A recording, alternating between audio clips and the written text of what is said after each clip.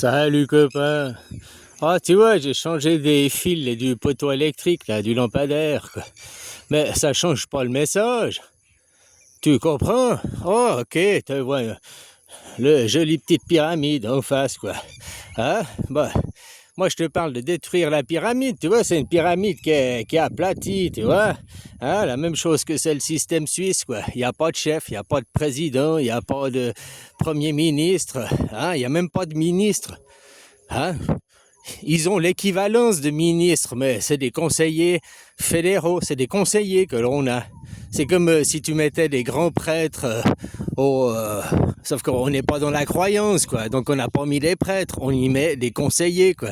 Voilà, qui sont là pour nous guider.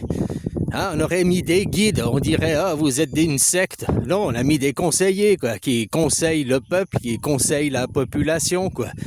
Voilà. Au service de qui? Qui c'est le sommet de la pyramide en Suisse? Qui c'est le sommet là? Eh ben c'est le livre, c'est la tablette, c'est les enseignements de Moïse. Nous, c'est la Constitution aujourd'hui. 3200 ans après Akhenaton, après Moïse. Hein? Au début, c'était une tablette de 10 commandements. Maintenant, c'est élaboré en une constitution. Voilà, c'est rien d'autre que, tu as regardé la constitution suisse, c'est les droits de l'homme qui sont constitués à travers justement une constitution. Ils sont pas juste déclarés. T'as pas juste déclaré ta flamme à la liberté, t'as concrétisé la liberté, tu l'as séduite, tu l'as conquise, tu l'as constituée la liberté, t'as même fait des enfants avec. Ça fait 180 ans que la Suisse, elle défend, elle promue la liberté, l'humanisme, c'est les valeurs fondamentales de la Suisse. C'est pour ça que la Suisse, c'est un pays anarchique. On a 7 conseillers pour éviter qu'il y en ait un qui puisse prendre le dessus, tu vois, ils sont 7, ils sont obligés d'être, puis c'est pas 7 qui sont de droite ou 7 qui sont de gauche. Ils sont 7 et ils représentent un échantillonnage de la population, quoi.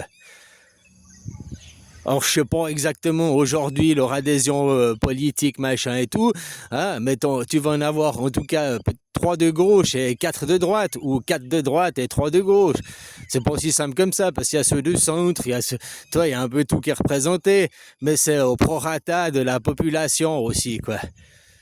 Hein? Puis il faut aussi qu'on ait des représentants, non pas seulement que des Suisses allemands, tu vois, il y a aussi un conseiller vaudois, il faut aussi mettre un conseiller italien, voilà quoi, faut représenter toutes les tranches, toutes les couches, toutes les sphères de la population, quoi. Comme je te disais, ton Macron, c'est quoi? C'est un employé de banque. Il a fait l'ENA. Tu vois, vous le mettez sur un piédestal, moi je le mets sur un pied de ridicule tout en bas, quoi.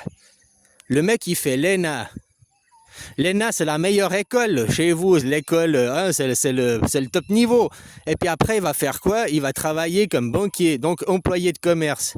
En Suisse, pour faire le travail de banquier, c'est employé de commerce, quoi. Voilà, donc tu fais la formation de employé de commerce et tu arrives à devenir banquier. T'es banquier de guichet, hein, t'es les premiers stades de la banque, t'es employé de commerce, quoi, banquier de guichet. Après, tu peux grader dans la banque. Il y a plus, tu peux devenir trader, tu peux devenir gérant de fortune, tu peux devenir, voilà, il y a différentes sections, quoi. Voilà, hein, ben après ça, c'est dans la banque, en fonction de toi, voilà, ton parcours de vie, quoi, aussi. Hein? Banquier, dans le fond, chez nous, pour devenir banquier, il faut être employé de commerce. Voilà, c'est ça les bases. De par l'apprentissage, c'est l'apprentissage d'employé de commerce, l'apprentissage de banquier, quoi. T'es employé de commerce. Alors Macron, il fait l'école la plus prestigieuse, hein, l'ENA, pour finir un métier en bas, employé de commerce, quoi. Tu vois ce que je veux dire? C'est comme si tu vas à l'école polytechnique fédérale, machin et tout, pour sortir ingénieur pour finir éboueur, quoi, derrière. Bon, il n'y a pas de sous-métier, quoi. Il y en a, ils disent des sous-métiers. Non, moi j'ai toujours entendu, il n'y a pas de sous-métier, S-O-T, de la sottise, des sauts. Il n'y a pas de métier bête, quoi. Tu vois, les gens qu'on traite des métiers bêtes, des métiers du manuel, souvent qu'on traite les gens qui sont pas intelligents. Pourtant, dans le métier du manuel, tu dois te démerder de toi-même. Tu dois manipuler des outils, tu dois prendre un outil, le manipuler, utiliser cet outil, avoir de la dextérité, machin et tout, quoi. Un employé de quel âge? qui est dans le tertiaire, qu'est-ce qu'il a appris, quoi, à part répéter des livres? Il sait même pas souvent, ces gens qui sont du tertiaire, ils savent pas planter un clou, quoi. Ils savent pas utiliser un outil. Et ils se disent intelligents. Mais dans le Darwin, dans la théorie de Darwin, ce qui différencie l'homme d'un grand singe, enfin on est des grands singes, mais ce qui fait que on est soi-disant plus civilisé, c'est parce qu'on sait utiliser des outils et des outils fabriquer des choses, quoi. C'est ça c'est ça qui fait que l'homme est intelligent, qu'on dit dans l'évolution. C'est parce qu'il a su utiliser des outils et avec ces outils fabriquer des choses, des armes, des vêtements, des maisons, voilà, il a su fabriquer une civilisation, quoi. Donc aujourd'hui, les gens qui utilisent les outils, les gens des travaux manuels, c'est ceux qu'on traite d'abrutis, c'est ceux qu'on traite de cons, quoi. Pourtant, c'est ceux qui utilisent les outils, c'est ceux qu'au sens du darwinisme, c'est ceux qui sont intelligents, quoi. Hein, c'est pas des intellos assis, des technocrates, quoi. Tu vois, les meilleurs patrons, c'est comme il y avait un film, les meilleurs patrons, c'est ceux qui ont commencé par le bas de l'échelle. Il y avait un film qui était comme ça, je crois que c'est avec Di Carpaccio, je sais plus les acteurs, où il commence, il est en bas à la laverie ou je sais pas quoi, il est tout en bas de l'échelle et puis il y a le concierge qui est là, l'équipe de nettoyage.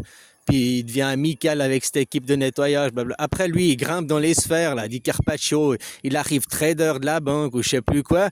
Hein, puis il veut rencontrer le big boss. Il veut toujours voir le big boss. Il veut toujours voir le big boss. Et puis le big boss, c'est qui? Au fait, c'était le mec de la laverie, le mec du service de nettoyage. Au début, c'était lui le super patron, quoi. Tu vois? Ouais, parce que d'être dans l'équipe de nettoyage, tu vois, dans le film, c'est ce que je me rappelle du film, que lui surveillait ses employés indirectement en nettoyant l'homme de ménage, la femme de ménage qui est là dans les bureaux, qui passe incognito, que personne regarde, que allez, casse-toi, je veux passer, bouge ton... Hein? Bah lui comme ça, c'était le patron, il voyait comment se comportaient ses employés, Tu vois maintenant des exemples de ça, il y a sur YouTube. Tu vois le mec, il est clodo devant l'entreprise et puis il y a les gens qui arrivent pour le poste d'emploi. Puis il y en a un dans le lot qui fait un geste, qui donne une pièce. Puis après, quand ils arrivent à l'entretien, puis qu'ils discutent avec le DRH, enfin pour le mec de l'entretien, c'était le clodo à l'entrée. Et puis le mec, il se rappelle, toi tu m'as donné un coup de pied, toi tu m'as craché à la gueule. Seulement cette personne a fait preuve de générosité envers moi, quoi. Donc c'est elle que je vais engager, tu vois. Elle a fait preuve d'humanisme. Souvent, les patrons, j'ai souvent vu des patrons se passent incognito. Hein. Si tu veux savoir aussi comment ça se passe dans ton entreprise, alors maintenant ils mettent des caméras. Hein, et puis voilà, ils t'observent par les caméras, mais les techniques à l'ancienne, comment tu faisais avant que les caméras existent, avant que tu puisses mettre des caméras? Tu sais, comme on dit, quand le chat est pas là, les souris dansent. L'employé, le patron, il part à la poste, il va lui faire une livraison, tu sais qu'il en a pour 45 minutes. Pendant 45 minutes, tu vas tirer au cul, quoi. Tu vas faire quelque chose d'autre. Ou tu vas travailler plus tranquillement, quoi. Hein? Il y en a un autre, il va aller faire le rapporteur, qui va aller dire, alors lui, il a arrêté de bosser, il a été fumer sa clope, lui, il a été discuter pendant 3/4 d'heure, lui, maintenant, je te dis, il y a les caméras, quoi, mais à l'époque, il y avait le petit rapporteur, ou les grands rapporteurs, quoi, voilà, quoi. Et encore mieux, d'être le rapporteur, c'est quand on sait pas que c'est toi le patron, quoi. Voilà, quoi. Alors j'en étais, maintenant t'as vu, je t'ai mis une plus jolie vidéo, il n'y a pas les fils électriques et tout, quoi. Mais est-ce que tu vas te battre pour la démocratie? Est-ce que tu vas te battre pour mettre une constitution à la tête de ta pyramide? Ou bien tu vas laisser Macron et tous les autres pigeons? Un Macron qui fait les hautes études, puis après il va faire un boulot qui est juste employé de commerce, quoi. Je veux dire, voilà, quoi, ça, il a raté sa vie, quoi. Le mec, il est bac plus 7 et après, il va faire un métier qui demande juste un CAP, quoi. Hein? Comme il y en a beaucoup, bac plus 5, ils se sont fait chier à faire des études en philosophie, en sciences politiques ou je sais pas quoi. Puis après, ils sont caissiers à la Migros, quoi, caissière à la Migros.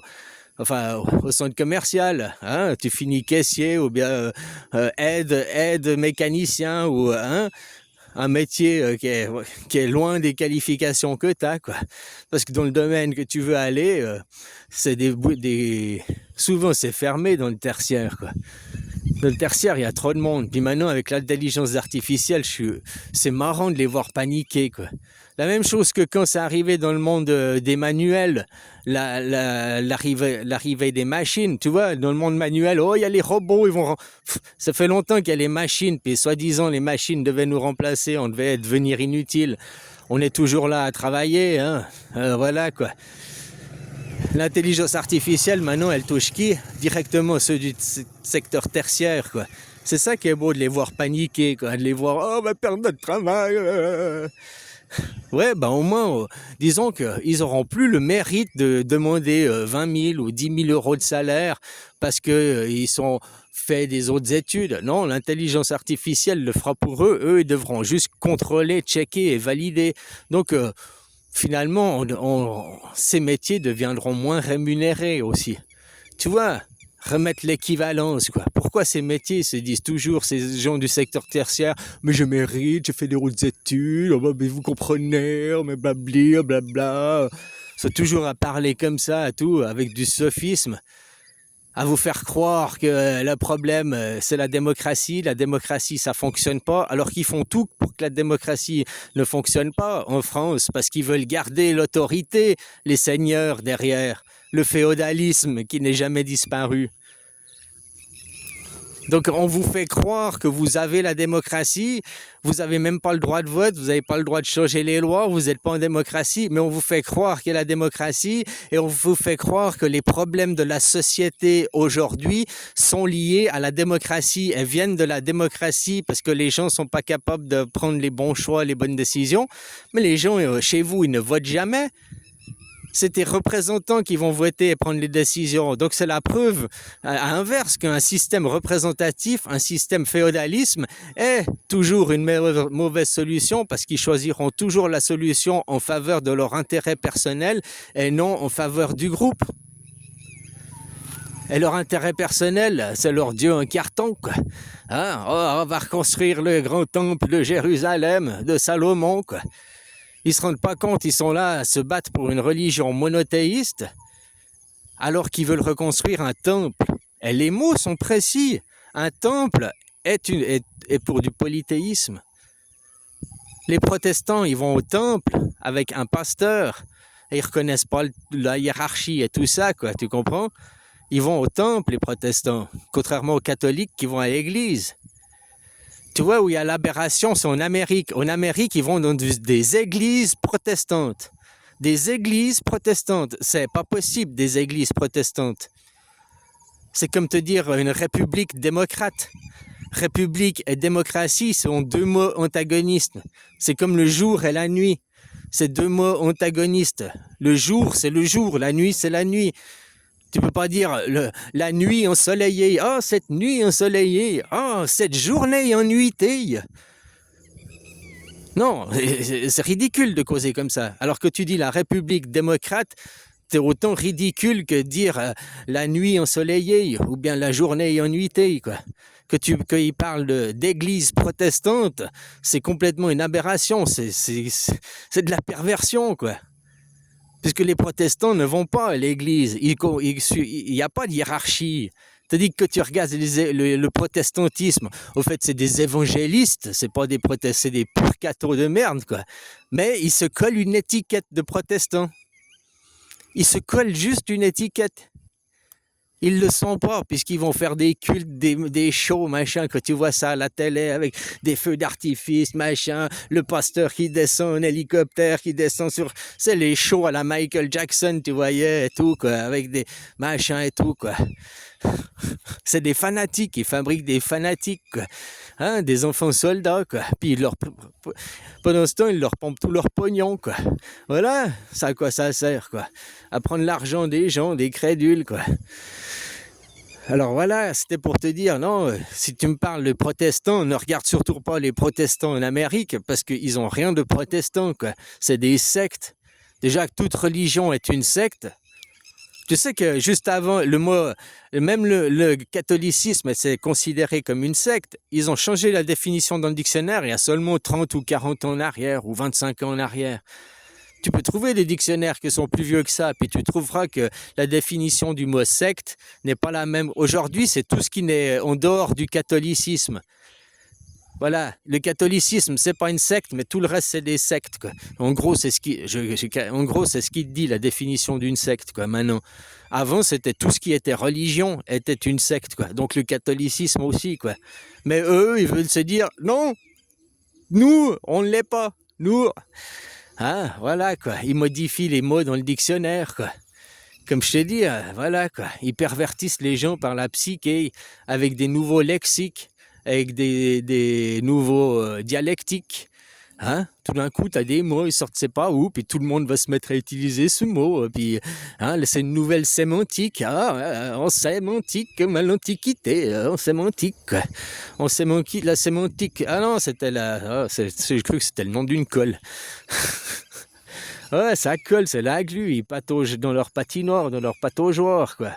Ah, voilà, quoi. Hein, à gauger dans la piste, quoi, la pataugeoire, quoi. Au lieu de passer au grand bassin, quoi. Voilà. Alors, la démocratie, c'est pas le problème. La démocratie, c'est la solution. Mais la démocratie, elle va avec le droit de vote. Donc déjà, réalise que dans ton pays, tu n'as pas le droit de vote, que ton pays n'est pas une anarchie. Donc si c'est pas une anarchie, c'est pas une démocratie.